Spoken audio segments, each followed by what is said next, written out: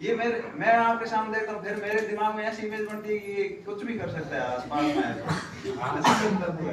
आप ये बहुत अजीब है। आप किसी के साथ खड़े हो मतलब हम पे कोई दबाव नहीं, माने नहीं माने स्वतंत्र, किसी भी बात को बताने दो तरीके हो सकते हैं। दूसरा, आप मेरे से बात करते हो, मेरे से कम एक हाथ की डिस्टेंस बनाए रखो। आप मेरे को अनकंफर्टेबल फील कराते हो, कभी कभी आके छू लेते हो, ये क्या है, ये क्या है, वो क्या है। पहला मैं आराम से प्रेम से कह सकता हूँ। दूसरा होता है कि मैं आपके साथ क्या कहूँ, जो जोर लगा के कहूँ, या फिर आप कैसे मैं पूरी विरोध की भावना से कहूँ। बात को कहने दो तरीके, आराम से मान जाते तो अच्छी बात, लेकिन जो आराम से बात की गई है उस बात को मानना ज्यादा जरूरी होता है, क्योंकि फिर वही आपकी बहुत बड़ी बात बनती है आगे जाकर। तो जैसे जैसे मैं बोल रहा हूँ, आपको केवल ध्यान से सुनना है जो जो बातें बता रहा हूँ, ठीक है, आराम से। फिर अपने आप एक्ट करते हो उस हिसाब से। जैसे एजुकेशन ने आपके दिमाग में चलेगी, फिर आप अपने आप व्यवहार करोगे।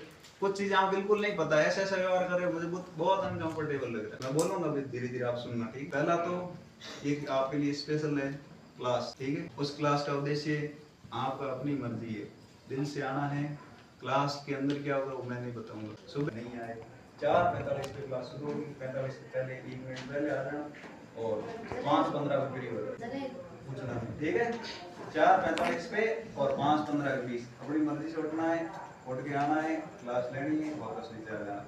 उसमें आपको जो सीखने को मिलेगा वो आप खुद बोलोगे, मैं नहीं बोलूंगा कि ऐसा कुछ मिले, क्योंकि जो वहाँ मिले वो जो ऊपर आएंगे वो नहीं कोई लाभ होना है।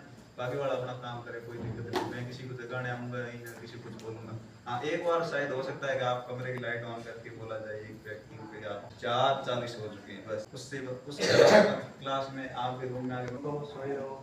आप रूम में बैठ के बनाओगे कि आपका चेहरा आपकी नजदीक जो दीवार है उसके सामने होना चाहिए।